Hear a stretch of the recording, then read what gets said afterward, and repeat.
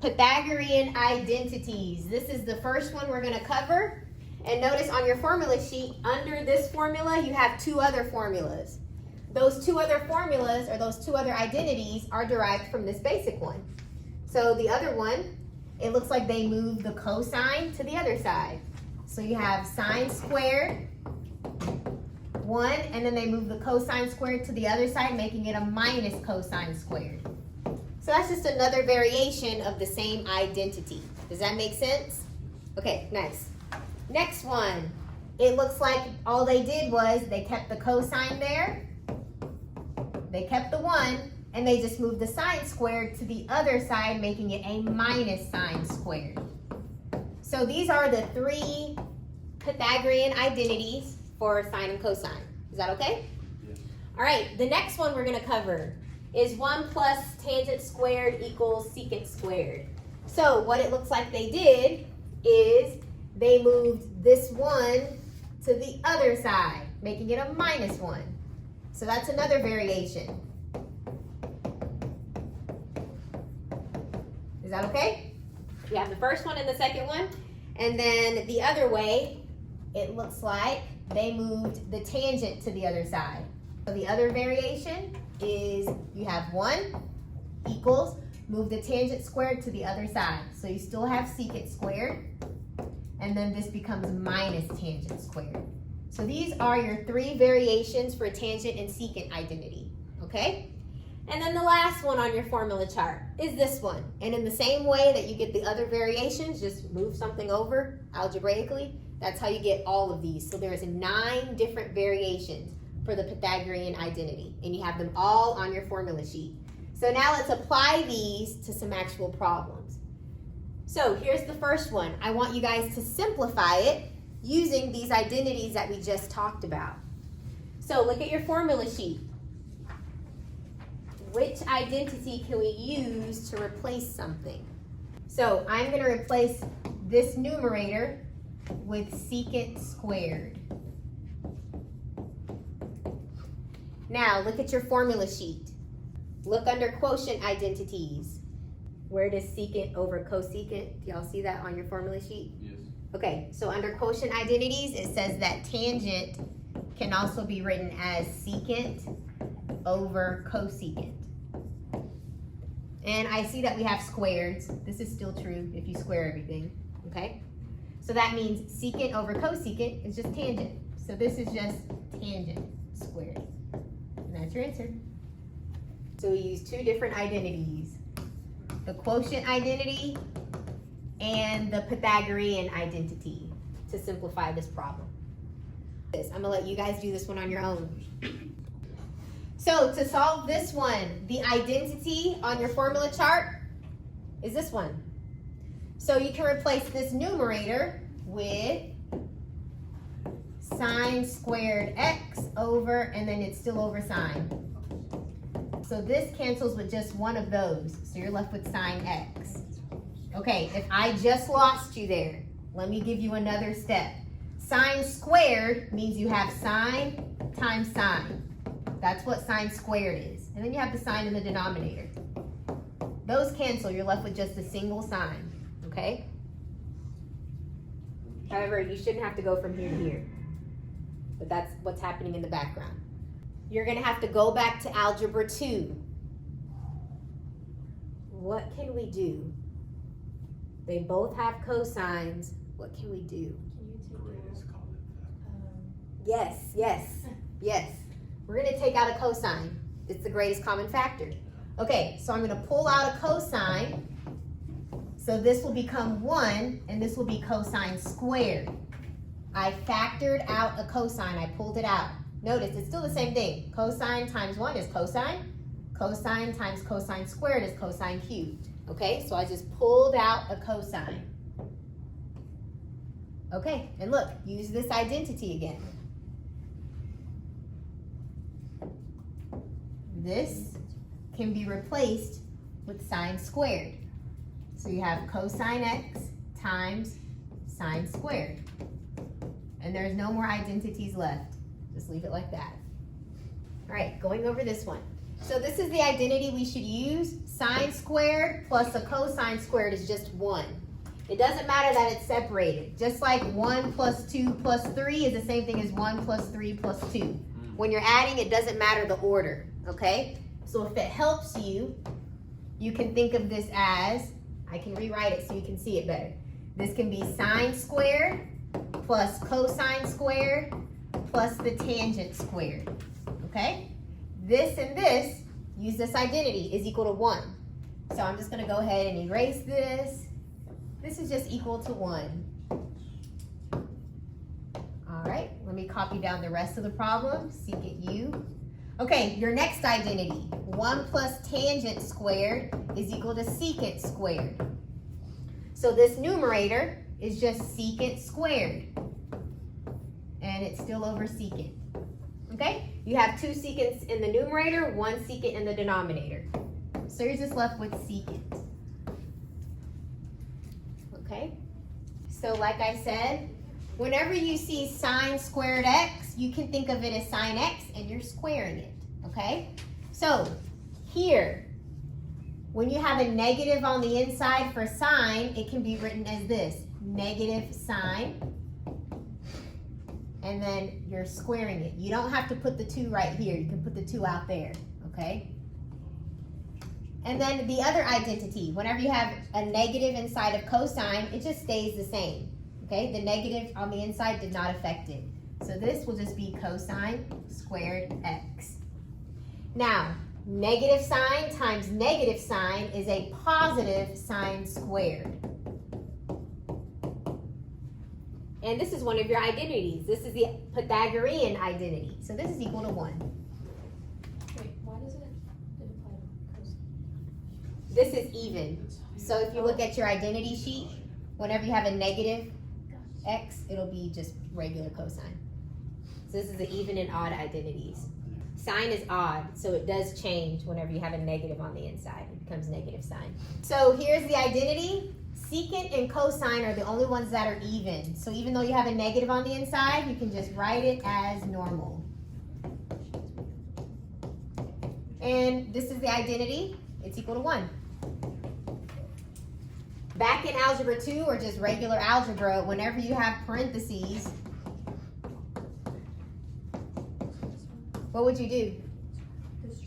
You would distribute it. You'd multiply it, right? So you have parentheses up here. You need to multiply it. That's your hint. So guys, try to simplify this. You're going to have to multiply the numerators together. You have a parentheses. You got to multiply it out. Some of you guys call it foiling. Multiply the first ones, then the outside, then the inside, then the last ones. So secant times secant is secant squared y. Secant times a tangent is just secant times tangent. And the same thing, so that was those two. And then these, a secant times a tangent is still secant times a tangent. And then a negative tangent times tangent is negative tangent squared. Now notice, these are the exact same thing, but just opposite signs. So those will cancel out.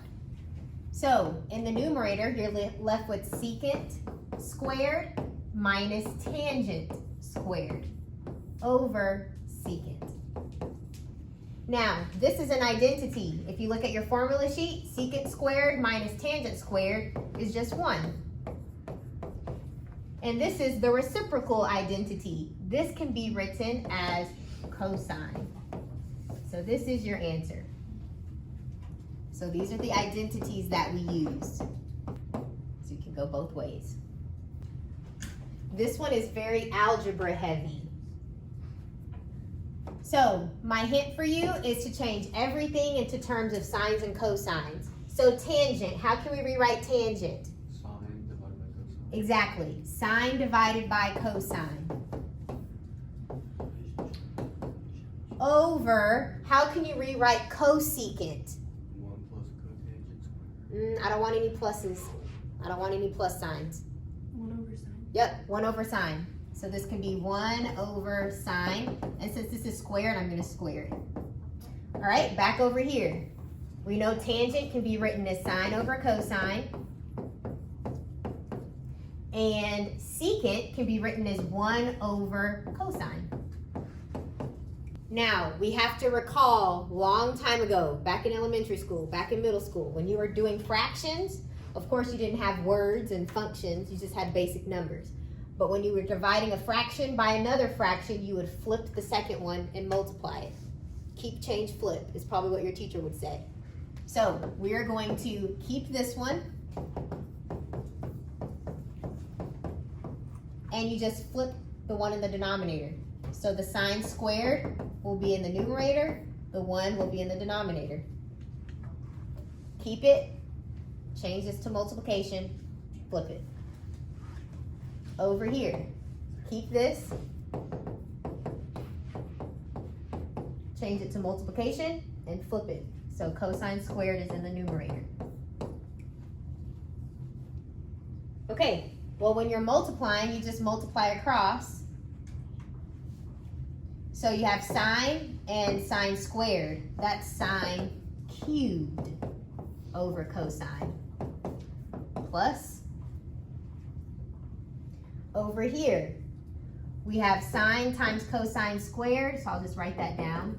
Sine times cosine squared over cosine.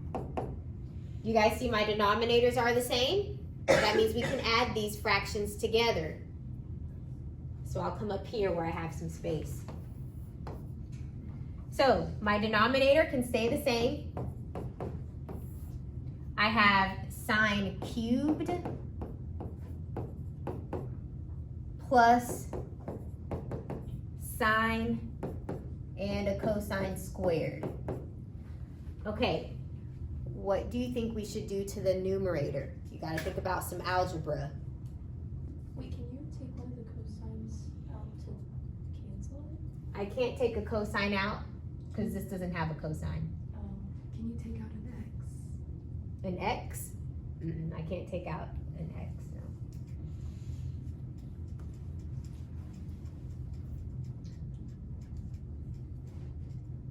But you can't take out a sine though. It's kind of similar to this, where we pulled out a cosine. Can you take out a sine? Yep, you'll have to take out a sine. These both have a sine, so I'm going to pull a sine out. When you take a sine away from this one, instead of cubed, it will be squared. And when you take away this sign, well, it's gone. You're left with cosine.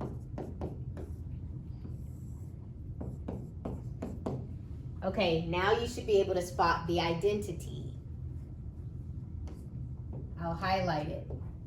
What can sine squared plus cosine squared be replaced with? 1. That's on your formula chart. That is the Pythagorean identity. So that's just a 1. All right, so you're just left with sine over cosine. What's sine over cosine? Tangent. So this answer is tangent. Lots of algebra. The pre-cal part is easy. It's the algebra part. Okay, so now that we did this problem, I think you guys can do the next problem. Okay, so first, if you change everything to sines and cosines for secant squared, you can rewrite secant squared as 1 over cosine squared. Cosecant can be rewritten as 1 over sine x.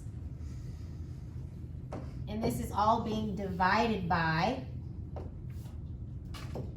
secant squared can be written as 1 over cosine squared plus cosecant squared is 1 over sine squared. Okay, so whenever you're multiplying fractions, you just multiply across. So that means you'll just have 1 times 1, which is 1.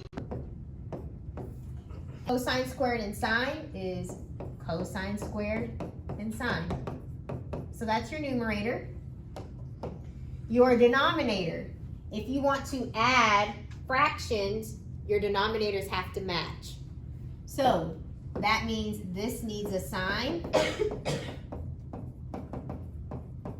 and this one needs a cosine. I'll put it on the back.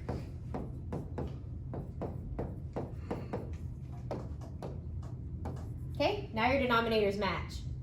So when you're adding the fractions together, the denominator will stay the same.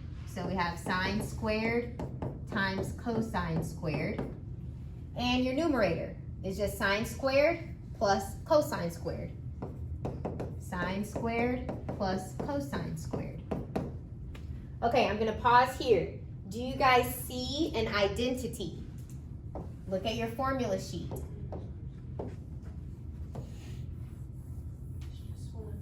Yep. Sine squared plus cosine squared is 1. This right here is equal to 1.